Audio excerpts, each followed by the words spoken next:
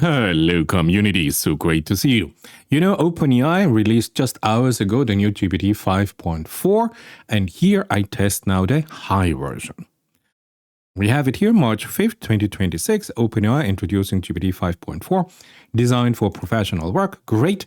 I have my own scientific causal reasoning test because I do not trust here those benchmarks that are known for 3 or 4 years. You know, they could dilute here maybe the test, the pre-training data set. So therefore, I created here my own test. I have here a YouTube playlist, and you just go and you select them all and you see exactly the performance. Exactly this I have done with the GPT 5.4. And you see the result here in this video. This was not the high, this was the normal GPT 5.4 that I think a lot of people gonna use here just as a default. Now, if you go there, and I do my test here on arena.ai, why? Because this is a free platform. You can go there without paying anything, without doing a login or whatever. You choose your model and you have this model selected and you do your testing. And without paying anything, you get an immediately response by your model or by multiple models, and you see which model is best for your task. And I want that you can do this, you can replicate all the tests, and you don't have to pay for this. Now, there's a difference in philosophy. If you go with OpenAI, you see we have a GPT 5.4, a 5.4 high, an X high, and so on. If you look at Google, you have a Gemini 3.1. You have only the Pro version, and this is it. With GPT 5.4, you know, they want you that you search here for the best model and you pay a little bit more maybe. So no problem. We are going to test now GPT 5.4. Hi, let's go to the live testing. Okay, as you can see, we have the same test and we have now GPT 5.4 high. So this is the option that we get. Now we have a reasoning model, which makes much more sense if you go for a reasoning test, especially if you want to explore here if GPT 5.4 high is able to solve here a scientific test. And here we go. I will stay here in real time, but of course for you, you will see now in the next second when the GPT 5.4 high finished here its reasoning process and present us the first solution. Oh yeah, so we have something beautiful. Let's have a look. Okay, so what is it? Button sequence. AB, ABC, FA. This is an excellent solution. Then on floor 29, invoke the emergency exit to 50. This is beautiful. This is gorgeous. This is what I was hoping for. So here we have the single steps. Here we have all the mathematical operations that are connected here with the different button presses. Okay. And after 7 button presses, we have the emergency exit. We are on floor 29 and we have a shortcut to floor 50. Beautiful. So therefore, the totals and checks. Here we have the total button presses 7 plus the emergency exit. The final resources are from the energy within our constraint. The token are within the constraint. The code held are exactly what we need. The random trap hits is exactly 0. This run satisfies every constraint. It reaches the floor 50. Beautiful. Uses at most 20 presses. Finishes here within the constraint. Uses no random trap. Avoids all forbidden interaction. Beautiful. So we do have here an excellent solution. And you know exactly we have to validate this result. So here we go. GPT 5.4 high. Since we have now a result and it is just a validation, this should be done now much faster. Yes, here's the full validation. Beautiful. Step-by-step validation. Nice. Okay. Why every step is legal. Okay. I have a detailed explanation. Just stay with you here in real time that we can do this. So the run is valid exactly as stated. Let's have a look. If this is true, I'm treating the emergency exit on floor 29 as a special action, not as a button press. No problem. Then we have here all the button presses here with all the operation. Beautiful. I have here all the information I'm looking for. This is nice. Exactly. I go to the floor 50. Every step is legal. These are the landings. No illegal happens along the way. Blue code, red code, green code. Yeah, special collections. Solution matches every goal. Yes, yes, yes. Okay. Within the limits, beautiful, no traps. So the run is valid and exactly as stated. This is an excellent result, but GPT 5.4 high. So we have to have here a high reasoning precision for any causal reasoning test. And you know what we do? We now ask, hey, can you find a better solution? So I simply ask, hey, can you find a shorter path of button presses on this elevator test that we go from the floor of 0 to the floor of 50? What methods can you apply for this task and what is the coherent result of yours? So let's see what it finds here on possible ways forward. What or how is the methodology to solve this simple complexity here?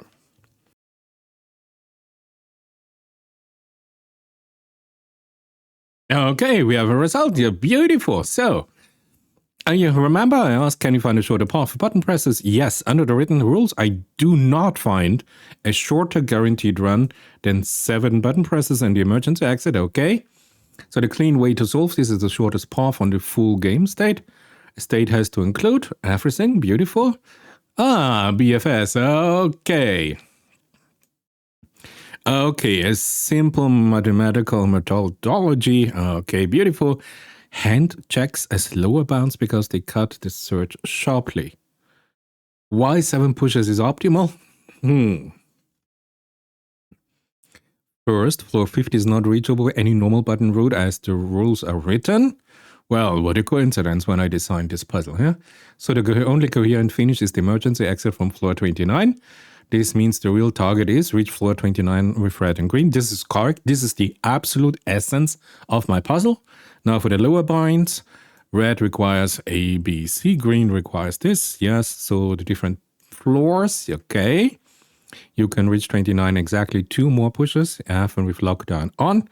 6 buses a coherent results. An optimal sequence is AB, AB, C, F, A, then emergency exit 29. State trace. Okay. 7 button presses plus emergency exit. 0 trap. This is the shortest coherent answer. Is still 7 button presses on my elevator. This is absolutely the best results that also I achieved with the other models. But now to something interesting. I just got the idea, hey, wait a minute. If GPT 5.4 High tells me, hey, I use the BFS here, the breadth first search method, as the methodology to solve you, then I just ask, hey, can you apply BFS as a Python code when you map the linguistic version of the task into a Python representation? Or can you also run the BFS method on a pure linguistic task without any coding since you're an agent? And this is the beauty. GPT 5.4 High is, per definition, more or less here, perfectly equipped to act as an agent. It has access to the Python environment. And now my question is, hey, did GPT 5.4 High found the solution just by thinking here in linguistic terms? Or did it just map here to a Python and created the Python code and executed here the mathematical BFS methodology on the Python code and therefore became here this perfect problem solver? And GPT 5.5 High comes back and says here after some time, yeah, both are possible. BFS is not tied to Python. It's a way of organizing the search. Python makes it explicit and repeatable, but in plain language, the same idea can be followed by keeping a queue of candidate explanation and expanding them level by level. Now, what you have to know that I built my test exactly to prevent that a system can just find out the right solution in trial and error. Because I have so many combinations, I have so many alterations, I have so many permutations of possible button presses in my mathematical function that I have when you press a button, that a pure trial and error, it was a Gemini 2.5, I think, and ran more than 45 minutes, and it could not even here find any solution at all.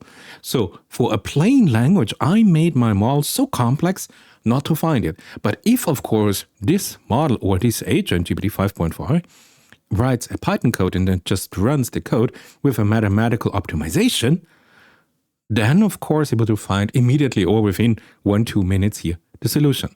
So here it says, I give you an example to map a linguistic causal task into a graph. And then it really writes here exactly here a simplified version, but you see exactly here, graph, beautiful, everything, hypothesis. So this is simple, this is easy. And then we have a BFS causal chain, just when you apply this, great. So what happened now? Unfortunately, GPT 5.4 High will not tell me exactly what it did. This is the big secret. So either it did a BFS methodology just trying out all the tree combination in the pure linguistic way, or it just converted this here to a Python code, solved it mathematically, and came back with the solution and presented me the solution. I have a feeling, since it is such a beautiful agentic system, it converted to Python and just executed here a mathematical optimization on the Python code. So maybe this was not a real logical exploration of, and this was not just a genius idea how to solve this here as a causal reasoning problem, because this was just an agent understanding the complexity is too high for the linguistic solver. Therefore, it just write, or maybe it write to any other solver out there. The simplest case is Python, and just solved it mathematically. And GPT 5.4 tells me, hey, what happened here is simple. The language facts were turned into symbols, and the causal possibilities were turned into graph, node, and edges. And once the mapping exists, BFS works very naturally. So therefore, I think that GPT 5.4 High was cheating. I mean, not cheating. It is an agent, and it has dual calls and whatever. So it has access to mathematical solver, to a Python environment, of course, and it can code this, turn it into symbol, build a graph, and found here a mathematical optimization theorem and solve it mathematically. But this is not a sign that this is a pure linguistic genius, because maybe it was just writing code. And you know what other model was just writing code? Guess what? Yes, of course. It was here from X. It was here Grok 4.1. So you see, maybe GPT 5.4 High found a solution not by logical deduction, but just being an agent and writing code. What are your ideas about this? I would be interested to have your opinion. Anyway, I hope you had a little bit of fun. I hope you enjoyed this video, but I provided some new information. It would be great to see you in my next video.